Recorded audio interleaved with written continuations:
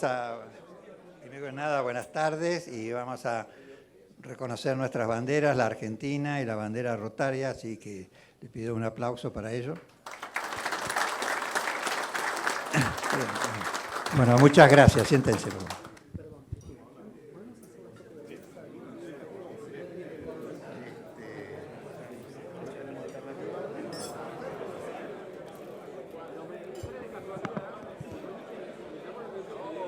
Buenos días, señores, invitados especiales, amigos rotarios.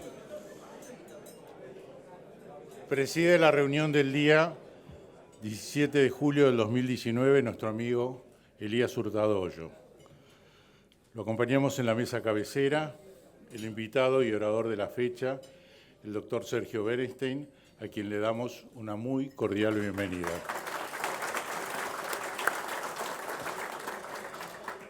Luego de su exposición será entrevistado por la coordinadora del ciclo, señora Clara Mariño, quien también se encuentra en esta mesa principal. Nos acompaña el embajador extraordinario y plenipotenciario de la República de Colombia, doctor Álvaro Pava Carmelo, y la directora del Banco Nación, doctora Ercilia Nofal. Compartimos también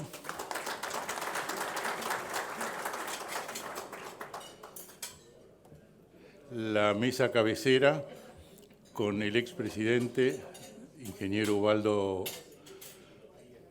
Aguirre, y los consocios Felipe de la Balse, Eduardo Becher, Juan Carlos Casañe, el señor Martín Cabrales, Edgar Das Chagas, Julián de Diego, Alejandro Osoretz, Héctor Lorenz, Juan Pablo Maglier, Marcos Pexajevich, quien al finalizar estas palabras se referirá al acuerdo histórico entre la Unión Europea y el Mercosur, Héctor Rossi Camillón, Rodolfo Sarno, Luis Schwimmer, José Java Serrate,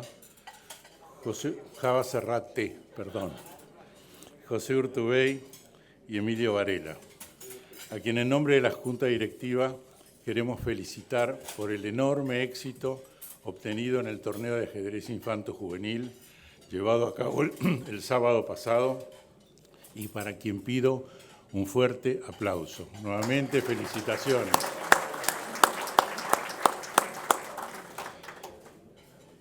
Quiero recordar que hubo más de 100 inscriptos entre chicos de colegios vinculados al Rotary que están apoyados por el Rotary. Quiero recordarles que mañana, jueves 18 a las 17:45, en la Asociación Médica Argentina, en Santa Fe 1171, se llevará a cabo el Encuentro Interreligioso por la Paz, con motivo de la conmemoración del centenario del club. Al finalizar el mismo, se servirá un vino de honor. Los esperamos a todos.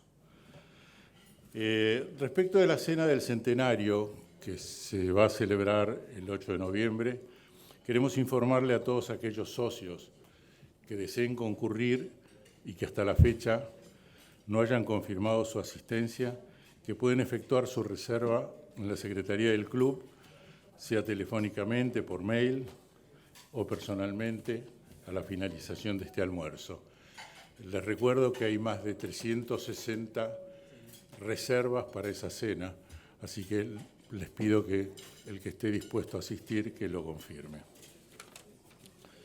El próximo miércoles 24 tendremos la visita oficial del gobernador del distrito, señor Ricardo Pedace. Mencionaremos a continuación las visitas que nos acompañan.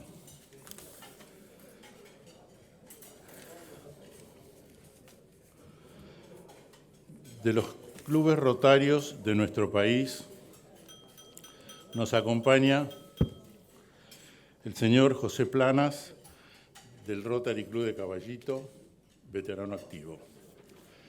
Invitados por los socios, nos acompañan el doctor Héctor Raffo, Hugo Magonza, invitado por el señor Aldo Vizcaíno, Bernardo Oberheil, invitado por Marcos Pesajevich, Creso Jerkovich, invitado por el señor Marcos Pesajevich, señor Marcelo Vilches, invitado también por Marcos Pesajevich, y por último, Norberto Speroni, invitado también por Marcos Pesajevich.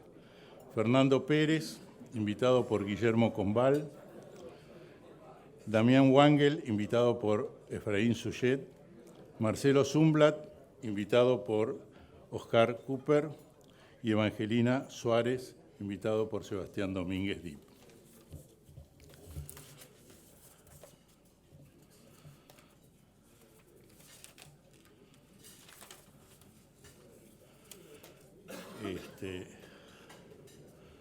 Muchas gracias por acompañarnos y muy bienvenidos al Rotary Club de Buenos Aires. Me permito invitar al amigo Marcos Pesajevich a acercarse a este podio para que nos comente un pequeño comentario sobre el acuerdo histórico entre la Unión Europea y el Mercosur. Por favor, Marcos.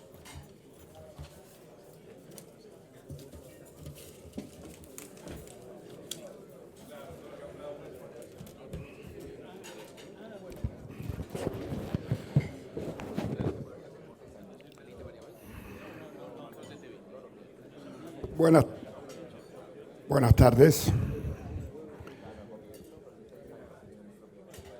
Buenas tardes. Quisiera dirigirme a ustedes, amigos, queridos amigos e invitados, al acontecimiento que ha sucedido hace aproximadamente 4 semanas, que fue la firma del acuerdo entre la Unión Europea y el Mercosur.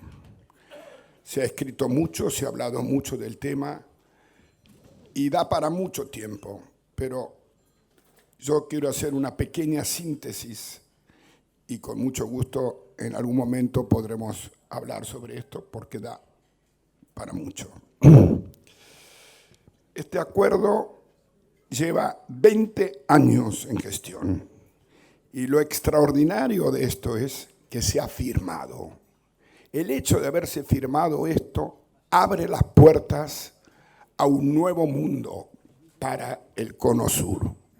Abre un nuevo mundo porque ahora estamos hablando de negociar nada más ni nada menos con la Primera Liga, con la Superliga, con la Unión Europea, que tiene hoy 500 millones de consumidores. 500 millones de consumidores de productos de calidad. Nosotros, respectivamente, todo este problema de la firma del acuerdo estaba limitada fundamentalmente por Europa. Europa, al finalizar la Segunda Guerra Mundial, tenía un serio problema. ¿Cuál va a ser? Porque ellos temían que podían tener otra guerra. Y si tenemos otra guerra, lo que no queremos es tener hambre. Y para no tener hambre, tenemos que proteger nuestros productos agrícolas. Y así nacieron las protecciones agrícolas en Europa en los años 50 y que se conservan hasta la actualidad. Yo siempre decía, y en oportunidad que era presidente de la Cámara de Comercio Argentina-Austríaca, me refería diciendo, los campesinos austríacos para cuidar una vaca tienen 2 Mercedes-Benz en la puerta. Y era así. ¿Por qué? Porque la protección era absoluta y total. Por contrario, Celsu también, nosotros en América del Sur teníamos, en la Argentina específicamente, una protección absolutamente desmedida a los productos de importación. Acá en la Argentina, para importar un producto, teníamos una protección que iba hasta el 180% de recargo, con lo cual se inició una industria en la Argentina, válgame la expresión, paupérrima. Yo creo que con la firma de este acuerdo debe de revisarse absolutamente el futuro de la economía de nuestro país, que está equivocada, así como su política en los últimos 70 años. Argentina tiene en el campo hoy más de 400.000 personas que trabajan en el campo. No podemos solamente pensar en exportar el producto bruto, tenemos que pensar que tenemos que tener un valor agregado al producto que nosotros tenemos en abundancia. Es curioso la preocupación que hay hoy en Europa sobre este acuerdo firmado.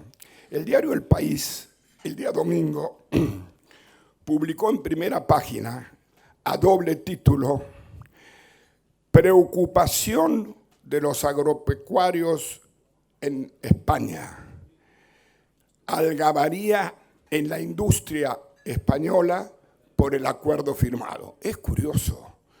Ellos están preocupados por los agricultores y felices por la industria. Yo creo que nosotros aquí en la Argentina tendríamos que estar felices por las dos cosas. Primero, porque se nos abre un camino para el futuro espectacular. Pero ojo, tenemos que pensar que tenemos que exportar calidad.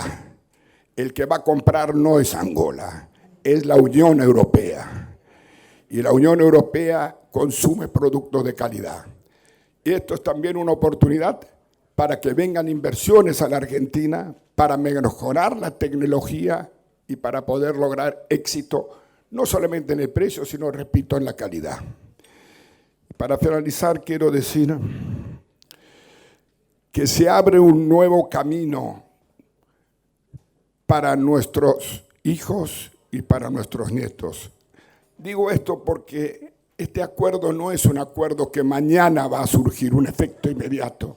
Es un acuerdo mediato, es un acuerdo que puede durar 5, 10, no importa el tiempo que dure. Lo que sí importa es el hecho que podamos a partir de ahora negociar, discutir sobre algo que está firmado. Esto se iba a firmar una carta de intención para el G20 en noviembre en la Argentina y no se logró. No se logró firmar una carta de intención porque se opusieron específicamente los franceses. No querían este arreglo, que finalmente sí, por una gestión de Bolsonaro, Macri y Macron, se firmó ahora en Tokio. En octubre de este año tenemos un segundo acontecimiento histórico. Terminar con el populismo y para que nuestros hijos y nuestros nietos puedan ver una Argentina próspera. Sumado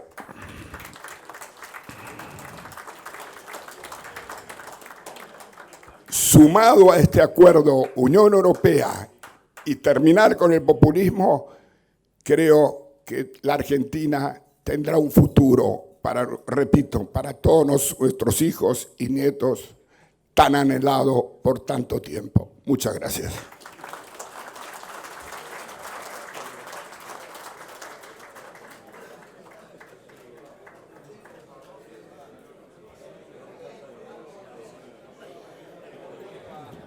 Buenas tardes otra vez. Yo lo voy a invitar al ingeniero Ubaldo Aguirre que se acerque. Por unos minutos le voy a ceder nuevamente la presidencia, pero que no se engolosine. Él quedó de la última reunión del ciclo pasado, el 26 de junio, con una deuda de gratitud con alguna de su gente que colaboró y por suerte también con la nuestra también lo está haciendo.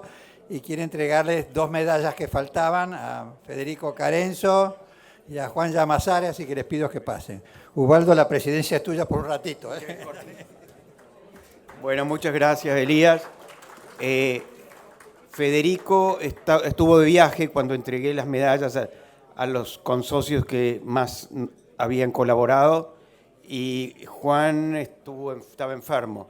Entonces quiero entregárselas ahora públicamente porque se la merecen.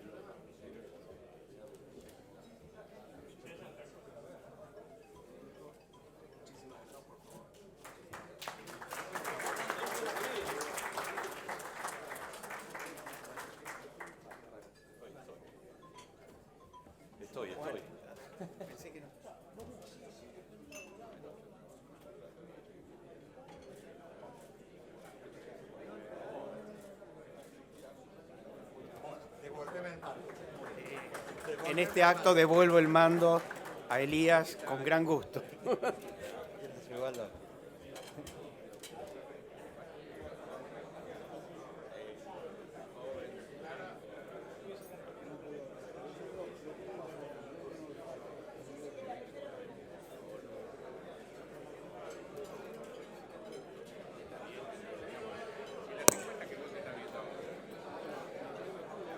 Bueno, lo invitamos a Sergio Berenstein a dar su charla. Sergio.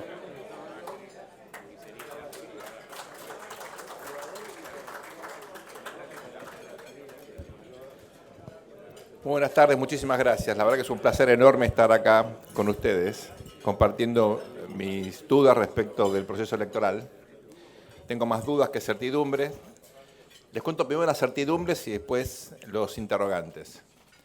Primer hecho, me parece bastante sorpresivo, es que estamos frente a una elección que es mucho más polarizada de lo que, por lo menos hasta hace un par de meses, la mayoría de los analistas suponíamos. Esta polarización es el fruto de un cambio muy significativo de las dos principales fuerzas que decidieron convalidar una preferencia subyacente de los votantes revelada en las elecciones provinciales que ponían de manifiesto que el electorado argentino quería claramente un liderazgo moderado. Si ustedes analizan el voto en las provincias desde comienzo del año hasta la última elección en Santa Fe, lo que queda de manifiesto es que en todos los casos, absolutamente todos los casos, ganaron opciones moderadas, excepto Santa Fe y Tierra del Fuego. Ganaron los oficialismos, los incumbentes, y en el caso de Santa Fe gana un gobernador con una experiencia muy dilatada de gestión, visto como una persona obviamente muy moderada, y lo mismo ocurre con el intendente de Río Grande, Melella, que también es una persona de gestión. Entonces, el voto de los argentinos claramente estaba orientado hacia liderazgos conocidos, con un fuerte componente en la gestión y con otro hecho relevante para tener en cuenta, y es el siguiente. En los dos únicos casos donde aparecían liderazgos relativamente radicalizados respecto de la media, no en sí mismos radicalizados en términos absolutos, sino relativos, en Neuquén, Ramón Río Seco, y en la provincia de Río Negro, Martín Soria, esos dos candidatos sufrieron un proceso de polarización que favoreció al partido provincial, convalidando precisamente el hecho de que el electorado promedio, aún en la Patagonia, que como todos ustedes saben es una zona más bien del centro a la izquierda, aún en la Patagonia, el electorado únicamente convalidaba líderes moderados. Entonces, en función de esa preferencia subyacente, lo que hubo fue un giro pragmático de las dos principales fuerzas que compiten en esta elección.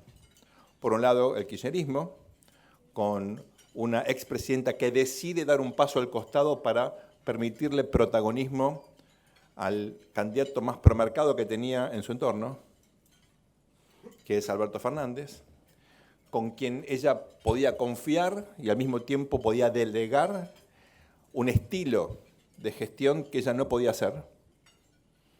Cristina pudo haber ganado esta elección si se presentaba presidenta, pero era muy consciente que con esta cuestión de las preferencias de los votantes no iba a poder gobernar.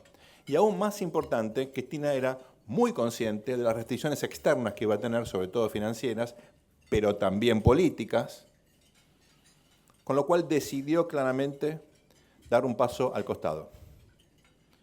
No sabemos cuál fue la transacción entre ellos, tal vez no lo sepamos nunca, pero lo cierto es que fue un primer giro hacia el pragmatismo y la moderación, que siguió con un movimiento similar de Mauricio Macri, que incorpora una figura que ustedes conocen mejor que yo, porque fue orador también en estas reuniones, el senador Pichetto, que implica un cambio muy relevante, un cambio realmente significativo de lo que hasta ese momento era la postura formal de Cambiemos.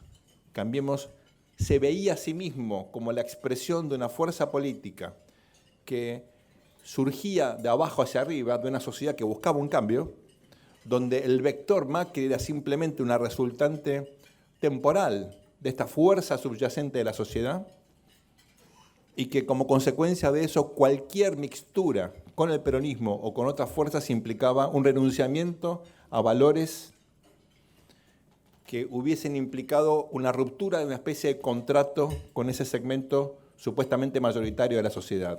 La hipótesis del cambio cultural, que fue la que orientó al oficialismo desde el 2015 en adelante, quedó básicamente deshecha por la realidad y fundamentalmente con la inclusión de Pichetto en la fórmula. Operación política que obliga entonces al oficialismo a diferenciar entre peronismo y sindicalismo. Ahí empieza entonces, como ustedes habrán visto, el ataque a los Moyano, a los Viró, al sindicato del banco Sergio Palazzo, que lo tengo acá Julián, que lo conoce bien, donde claramente la idea es el peronismo político republicano a la Pichetto, a la Schiaretti, a la puntos suspensivos, cuidado con eso porque esto recién empieza. Sí, el sindicalismo no. Es una operación sutil, pero muy significativa. Entonces, punto número 1, giro pragmático de ambas fuerzas, un giro hacia la moderación. Principal consecuencia, se asfixia el espacio para terceras fuerzas. El potencial que tenía en su momento la alternativa federal o el consenso federal, la fórmula, La Baña, Urtubey, que potencialmente aparecía en un momento entre 15, 16, eventualmente proyectando indecisos en 20 puntos, queda reducida a un tercio, más o menos. ¿Por qué? Bueno, precisamente porque esta operación ahoga por recursos, por presencia, por instalación, a este espacio de centro, por lo menos hasta ahora. Segunda cuestión, muy importante, al margen de este giro pragmático, al margen de esta moderación.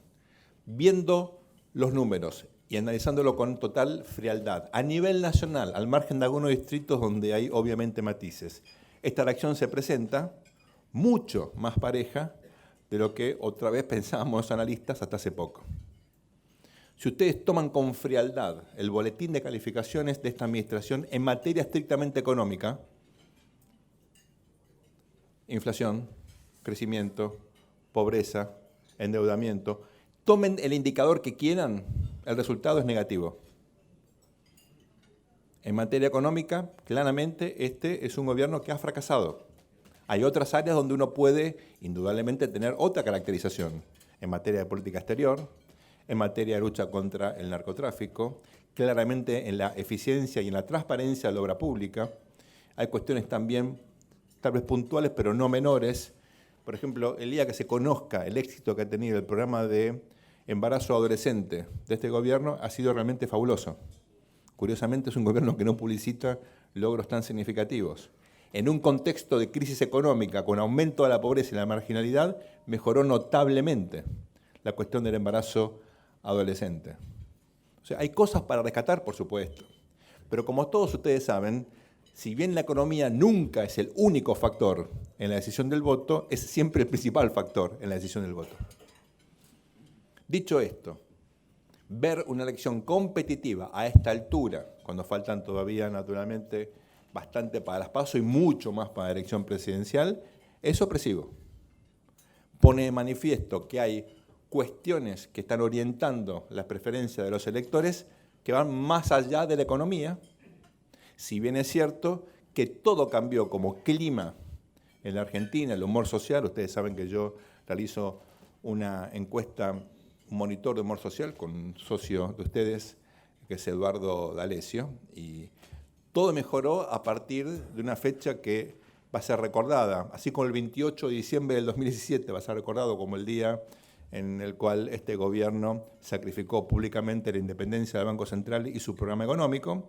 Yo creo que 28, 29 de abril va a ser recordado como el día en el cual claramente el gobierno recobró la posibilidad de pelear esta elección gracias a una decisión muy significativa del Fondo y del Tesoro norteamericano de permitir al Banco Central utilizar los recursos que tenía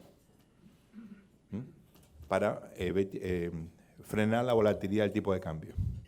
Entonces, a partir de ese momento mejoró notablemente la perspectiva del oficialismo, pero aún en el peor momento había un 30-32% de la población que apoyaba a Macri. Esto es muy raro. Casi un tercio de la Argentina apoyaba a un gobierno que había fracasado en materia económica. Voy a hacer algo que en general no hago. Miren, este era un gobierno que le cobraba ese 32% una carga tributaria inédita para financiar a buena parte de la sociedad que nunca lo va a votar. Es una cuestión que yo nunca vi en la ciencia política. Bueno, todo eso comenzó a modificarse a partir de final de abril y hoy llegamos con un presidente arañando los 40% de imagen positiva, buscando reposicionarse en un sector de clase media baja, que efectivamente estaba muy castigado por la crisis cambiaria.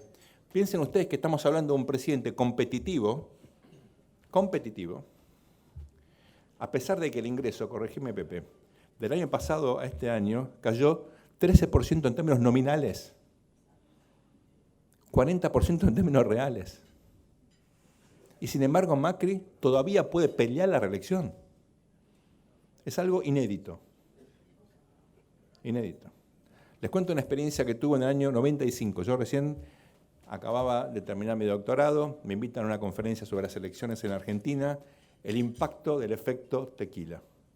Presento un trabajo mostrando lo que en esa época eran los principales sondeos de opinión pública, con un diagnóstico. Bueno, Menem, no sé si va a ganar, pero es competitivo, hay un nuevo sistema de segunda vuelta que nunca probamos, hay un sistema raro, 45, no 50 para ganar, 40 más 10 de diferencia. Era todo rarísimo, era la primera elección después de la reforma. Digo, pero Menem es competitivo. El tipo que me comenta el paper dice, no conozco ningún caso en el mundo donde un oficialismo gane luego de haber aumentado la carga tributaria, el impuesto más regresivo del sistema, que es el IVA, 3 puntos. ¿Se acuerdan? Aumentó 18 a 21, nunca más bajó, típico aumento temporario de impuestos en este país, que nunca baja. Y él decía, no hay ningún caso en el mundo. Bueno, ¿se acuerdan cómo fue eso? Fue una elección que Menem ganó en primera vuelta. Le sacó 20 puntos a Pilo Bordón. Bueno, la Argentina tiene estos comportamientos electorales que salen claramente de los modelos analíticos que aprendemos en la ciencia política. Mi impresión es que estamos ante un caso raro, que se parece bastante, en algún sentido, a esa elección, con la diferencia que Menem tenía el atributo de la estabilidad, de haber dominado la inflación luego de la hiper, más que no tiene ese atributo, ni mucho menos, sí tiene el haber controlado en el margen la volatilidad entre abril y en adelante. Bueno, tercera cuestión, que es importante. Se paró, claro, así que tengo que ir terminando. Este es el momento donde el gobierno, que no fue bueno gobernando, pone en valor lo que sí tiene de bueno y es el equipo electoral. ¿Las elecciones se ganan o se pierden? Por supuesto, por la evaluación que hace la sociedad de la gestión del gobierno en el caso del oficialismo o de la credibilidad de los programas de gobierno en el caso de la oposición. Pero el momento crítico es la administración del proceso electoral. Hace falta candidatos profesionales que sepan ser candidatos. Una cosa es ser administrador de política pública, político, legislador, y otra cosa es ser candidato al Ejecutivo.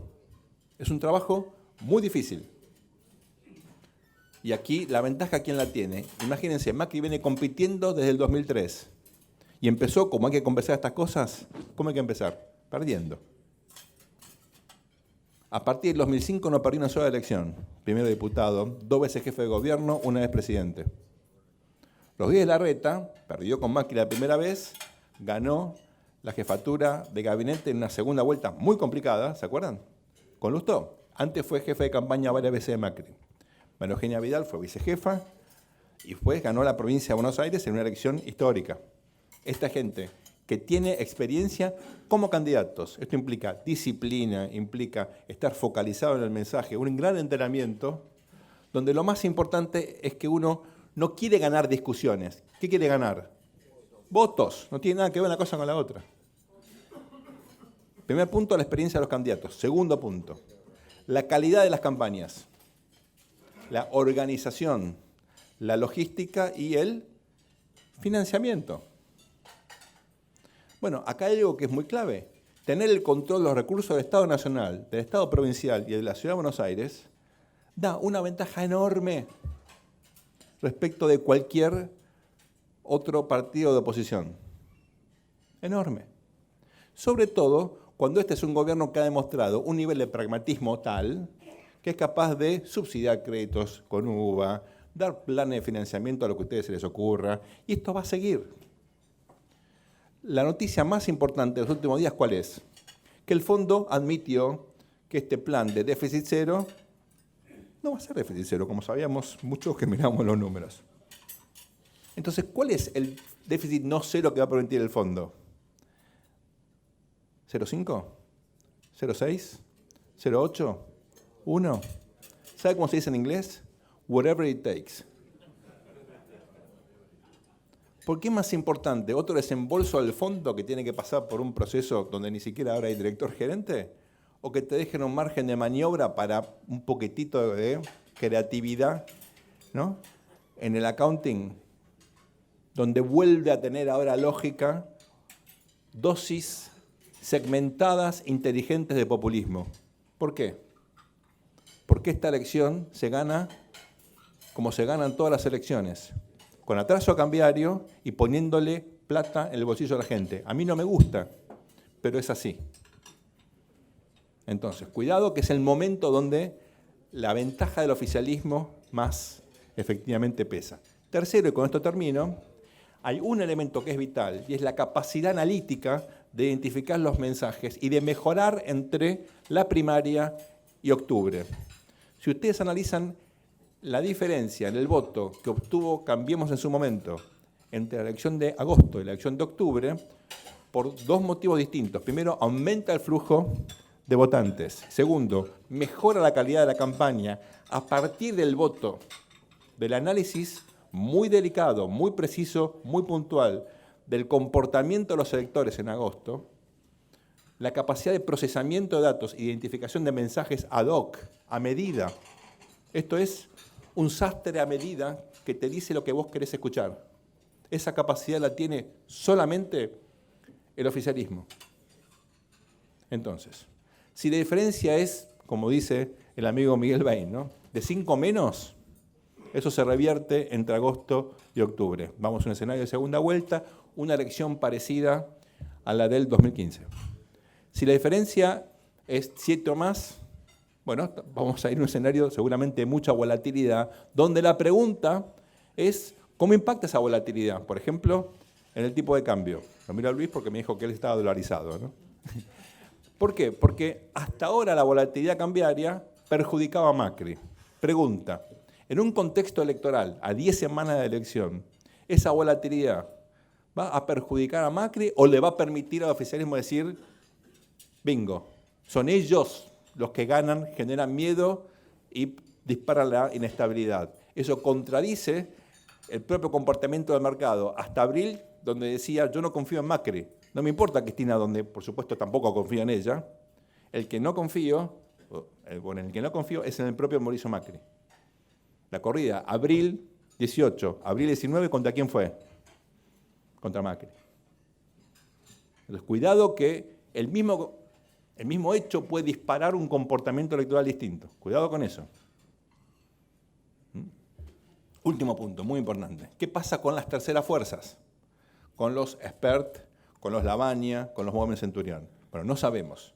Por supuesto, estamos haciendo muchos análisis tratando de entender si ese es un electorado que quiere expresar su insatisfacción con Cambiemos y votar en contra para sancionar, pero luego corrige en octubre y utiliza las PASO como para señalizar su descontento, o si efectivamente es un votante ideológico de nicho que no le importa el resultado final, no es un voto estratégico, es un voto comprometido. Voto estratégico es el mal llamado voto útil. ¿Por qué mal llamado? Porque en democracia todos los votos son útiles, no importa lo que vote la gente. Me pregunta, y con esto termino. Imaginemos un gobierno de Alberto Fernández. Pierde Macri, gana Alberto Fernández. Bueno, ¿cómo puede ser eso? No, por supuesto, yo no sé cómo puede ser, pero le digo lo que piensa la ciencia política al respecto. Este es un sistema hiperpresidencialista. donde el rol del presidente es infinitamente más importante que el rol del vicepresidente. Con lo cual, el gabinete, las grandes decisiones de política pública las toma el presidente consultado con quién, consigo mismo. Es un poder ejecutivo unipersonal. Y el mejor ejemplo que tenemos de eso es Cristina antes de la muerte de Néstor Kirchner y Cristina después de la muerte de Néstor Kirchner. ¿Quién era Cristina antes del 27 de octubre del 2010? Para bien o para mal, ella se convierte en presidenta a partir del momento en el cual nadie disputa su liderazgo. ¿Por qué? Porque era la presidenta de la nación. Le sobraban los recursos políticos e institucionales por estar efectivamente validada por el voto popular. Nada más ni nada menos que eso. Esto fue antes del 2011, con el voto del 45% del 2007. Segundo punto. La ecuación que arma Alberto Fernández es una ecuación donde, ¿qué predomina? La gente dice, no, pero fíjate que Cristina puso muchos chicos de la Cámpora en las listas. Bueno, la verdad que no son chicos, primero. Segundo, no son tantos. ¿Quién tiene el control del Congreso de la Nación? Vean la Constitución, los gobernadores, tanto en el Senado como en la Cámara de Diputados. ¿A qué están jugando los moderadores, los gobernadores? ¿Se acuerdan cómo yo empecé contándole estas preferencias subyacentes de los votantes? Están jugando a ser los factores de poder moderado del sistema político. Entonces, mi impresión es que acá se arma entre los ejecutivos del país un acuerdo. El presidente con los gobernadores. Es el CEO y es el directorio, que se ponen de acuerdo para hacer política pública. Entonces, yo no tengo una visión necesariamente negativa de un eventual triunfo de Alberto Fernández. ¿Puede que influya al comienzo un sector más radicalizado? Puede ser. ¿Cómo termina esto? Igual que terminó la experiencia, por ejemplo, de François Mitterrand, ¿recuerdan? Empieza Mitterrand gobernando con jóvenes socialistas turcos extremos. Al poco tiempo se come una corrida infernal, corrige y termina siendo Monsieur le Roi de la Revolución Francesa, el de 200 años de la Revolución. Casi un rey. Corrido del centro a la derecha, gobernando como tiene que gobernar. Como pasó con Menem también. Entonces, cuidado que la secuencia puede obligar por restricciones internas y externas a quien gane, sea Macri o Fernández, a terminar convalidando estas preferencias de los votantes y también las restricciones externas que no son menores. Termino con esto ahora sí. ¿Quién viene a Argentina hoy? Mike Pompeo. ¿Quién es Mike Pompeo? El secretario de Estado. ¿A qué viene? Bueno, mañana se cumplen 25 años del atentado a la AMIA. No es un dato menor. No es que la Argentina solamente tiene un acuerdo con el fondo que restringe por probablemente 10 años los márgenes de maniobra de quien gobierna este país. Acá hay un alineamiento estratégico que es muy difícil romper. ¿Cómo salís de eso? ¿Qué vas a decir? ¿Que Hezbollah no es un grupo terrorista mañana? Muchísimas gracias por la atención y por la convocatoria.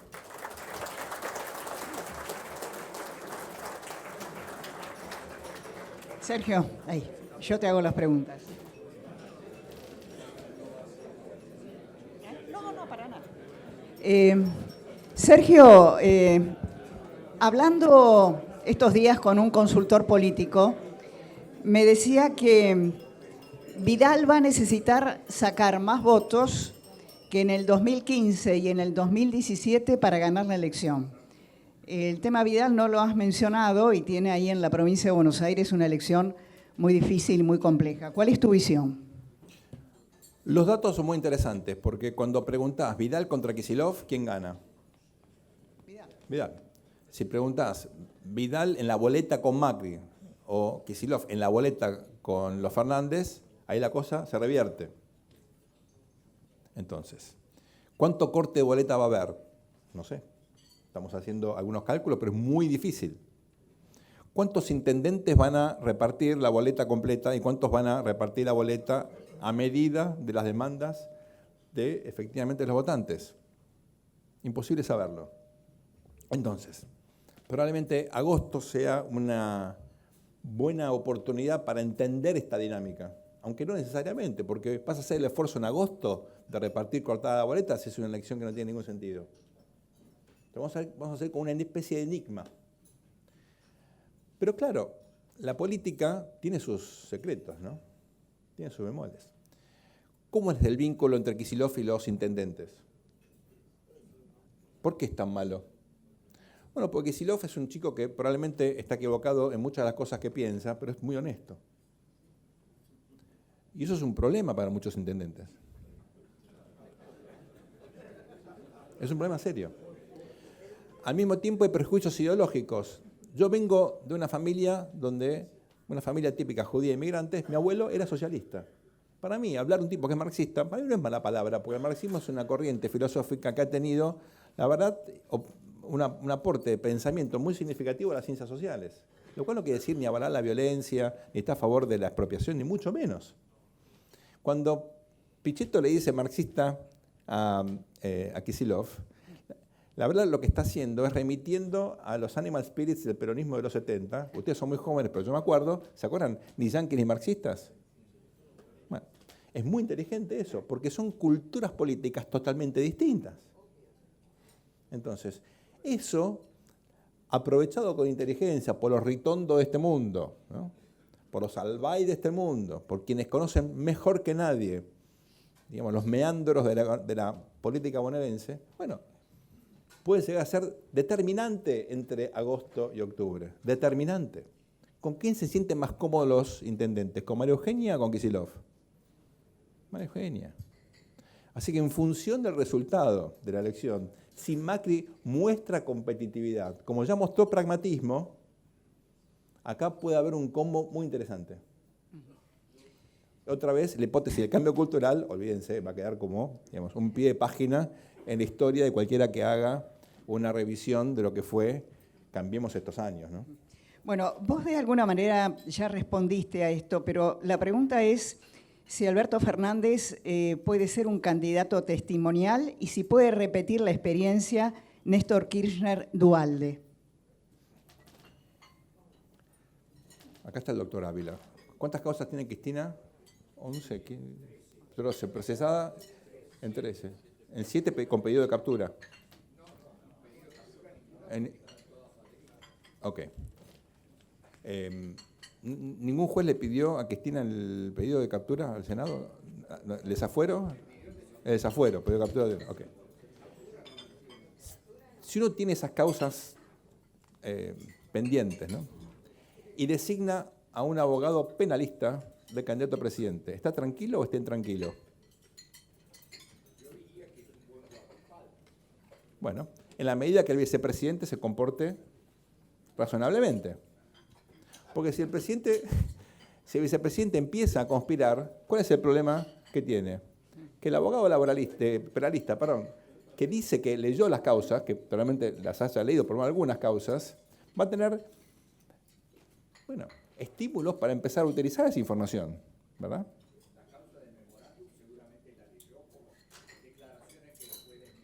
Así es. Entonces, yo estaría, si fuese Cristina, muy preocupado de tener un abogado penalista de presidente de la Nación. Muy preocupado. Yo lo pensaría 2 veces antes de que se enoje conmigo un abogado penalista, que conoce, aparte, a muchos jueces de la Corte y a muchos de sus ex compañeros de cátedra, que son ahora jueces o fiscales o alumnos de él. Entonces, me parece que la dinámica política, bueno, entra realmente en una especie de tobogán muy, muy sensible. Al margen de que Cristina ya no es la misma que dejó el poder hace 4 años, tiene no solamente la cuestión penal, tiene una cuestión familiar muy compleja, por el estado de salud de su hija. Y yo creo que tiene una certidumbre y es que, miren, la posibilidad de Alberto Fernández de volver a conseguir crédito para Argentina es limitada.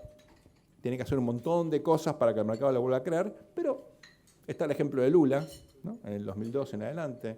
Hay otros ejemplos que el ejemplo griego, ¿no? ¿Quién decía que Tsipras iba a hacer lo que hizo? Lo hizo, ¿no? Al final uno hace lo que tiene que hacer y la ideología, lo que dijo antes, es poco relevante. Ahora, para Cristina, pegar ese giro pragmático tenía costos enormes. Ella no estaba dispuesta a hacerla, pero tampoco tenía cognitivamente la posibilidad de armar un gabinete promercado. ¿Quién podía creer a la Argentina? Alberto Fernández al mercado le va a pedir mucho, pero puede esperar y ver. A Cristina no. Entonces, es probable que ella, independientemente de su voluntad de pago, no tuviese ninguna capacidad para realmente hacer frente a los compromisos. Estamos hablando de 20.000 millones de dólares en el que viene, a más de 30 a partir del 2021-2022. O sea, Argentina necesita no solamente refinanciar, sino conseguir plata fresca. Esto limita enormemente la posibilidad de que haya efectivamente una radicalización. Sergio, ¿cuál es el rol que hoy está cumpliendo Carrió dentro del escenario electoral? Acá la pregunta es si es favorable o no, y esa es la pregunta. Bueno, Carrió se convirtió en, digamos, en la oficial de compliance de Cambiemos, ¿no? Como ustedes saben, uno tiene que tener ahora a alguien de compliance para que el ISO, no podés no tener a alguien de compliance, ¿no? Bueno, ese es su rol. ¿Hace bien su trabajo? Imagínense si no hace bien su trabajo, que Carrió se transforma en la principal aliada del presidente en el momento de mayor debilidad del presidente, donde ella empieza las peleas diciendo, yo no voy a romper. A ver, en teoría de los juegos, uno lo que tiene que tener es una amenaza creíble de que va a romper para negociar. ¿Por qué? Porque vos querés que el otro no se vaya y cedes más. Si vos empezás una negociación y el otro dice, yo no rompo, pero se está autolimitando su capacidad de negociación. ¿Por qué hace eso Carrió? Porque no quiere generar el miedo de que puede colapsar Cambiemos como coalición. ¿Sí? Entonces, eso es muy importante. Acá hay selectivamente una decisión de Carrió de sostener esta coalición, no importa el costo. Bueno, en un momento en el cual había dudas del plan B, había dudas de si el radicalismo se quedaba o no se quedaba, Carrió pone todas las fichas a la continuidad y aumenta el costo para el radicalismo de irse de la coalición. Apareces como el único responsable. No es que te colapsa la coalición y vos te vas, sos el factor de colapso. ¿Cuál fue el resultado de la convención de Parque Norte? Más apoyo a la coalición Cambiemos de la que había obtenido en su momento Ernesto Sanz en Gualeguaychú. Entonces, una de las cuestiones críticas ex ante para analizar la capacidad de Macri de ganar la reelección era la homogeneidad de su coalición. No solamente la incrementa, sino que eso le permite luego correrse hacia el centro pragmáticamente e incorporar a Pichetto. Entonces, ¿hubo en algún caso algún tipo de veto o de cuestionamiento por parte de Carrió a la figura de Pichetto? No. ¿Era la figura más fácil? Para nada. Fue la persona que le permitió a Cristina poder desplegar su vamos por todo en el Senado, incluyendo el pacto con Irán, incluyendo las leyes de democratización de la justicia, ¿o no? Bueno, ese es hoy el candidato a vicepresidente Macri. Entonces, no solamente no hubo cuestionamiento de Carrió, sino que hubo un apoyo de Carrió, sabiendo que esto generaba un incremento enorme en el stock de gobernabilidad que va a tener Macri si gana la elección. Sergio, te hago la última pregunta. Algunos consultores dicen que hay entre un 10 y un 15% de indecisos. Así es. ¿Confirmás esa cifra y cómo en una elección tan reñida, cómo los equipos electorales de un lado y de otro están manejando esta porción del 15% que es muy alta? Bueno, a ver, es un 15% que en realidad ahí hay como tres animales distintos, ¿no? Hay un 5% que tiene una cuasi decisión tomada y está todavía dudando, pero está orientado, se siente indeciso, pero tiene como una inclinación, ¿no? Ante la pregunta prefiere no contestar, pero algo ahí hay, ¿no? Tenés el caso totalmente opuesto, de gente que va a votar muchas veces o 2 días antes empieza a informarse. Es un porcentaje alto, en general son chicos jóvenes. Como para que se vayan tranquilos a casa, su futuro, de sus hijos, su patrimonio depende de chicos, muchos de esos nini, que no tienen ni idea de la elección y que van a decidir camino a la escuela. Tranquilos. Bueno, eso es un porcentaje de 3%, un poquito más. Y después hay otro sector en el medio, que es el crítico, ¿no? Que te puede definir la elección, y donde hay una enorme heterogeneidad. Entonces, lo primero que tenés que entender ahí es que no hay ningún mensaje en sí o ninguna decisión en sí que te permita convencer a un número crítico si no precisás ir muy al nicho. Esto es algo para un microscopio electrónico, no para el tirar al voleo. ¿Quién tiene más capacidad de identificar esos nichos hoy? Por lejos el oficialismo. Ahí es cuando digo la campaña acá es todo. Miren, algo para que ustedes recuerden. Alberto Fernández fue jefe de campaña varias veces. Fue de Mingo, jefe de campaña, fue jefe de campaña luego con Cristina en 2007. Obviamente también tuvo un rol fundamental en 2003 con Néstor. Después trabajó en la campaña de Scioli, en campaña de Massa, y fue el jefe de campaña de Randazzo en el 2017, elección que impidió que Cristina ganara la mayoría en el Senado. Por eso hoy Cambiemos tiene 2 senadores por la provincia de Buenos Aires. Lo peor que puede pasar cuando ustedes son candidatos es pensar que pueden hacer el trabajo de candidato y al mismo tiempo el jefe de campaña. Pues son 2 trabajos completamente distintos. Un buen candidato sin un buen jefe de campaña es un mal candidato. Bueno, miren, esto es como que ustedes... ¿Hay algún dentista en la sala? No hay, ok. ¿Ustedes se imaginan? Ahí está. ¿Puedes ser tu propio dentista? No. No puedes. Vas a un espejo, te vas a poner el torno, es imposible. Bueno, ser el propio jefe de campaña es lo mismo que ser el propio dentista. Es imposible. El candidato es candidato, no puede hacer 2 cosas. Está en la macro, están los mensajes, tiene que estar totalmente focalizado en el objetivo de conseguir votos. Alberto Fernández, por ahora, no logró delegar esa tarea. Es una ventaja infinita a un candidato como Macri, que es el tipo más disciplinado que yo conozco en política. No conozco a nadie con semejante nivel de disciplina. No digo que eso se traduzca luego en un buen gobierno, pero como candidato no hay nadie más disciplinado que él. Entonces, delega decisiones, no cuestiona ni los mensajes. Él confía. ¿Confía en qué? En los resultados. Mira hacia atrás y se pregunta, del 2005, de que tengo este equipo, ¿cómo me fue? Bárbaro, listo. Equipo que cambia no se toca, ¿no? Listo, está. Entonces, esa es una ventaja enorme, fundamental, y por eso creo que esta es una elección donde en la última milla o en el último segmento, la diferencia a favor del oficialismo puede llegar a ser determinante. Sergio Berenstein, muchísimas gracias. A ustedes, muchísimas gracias.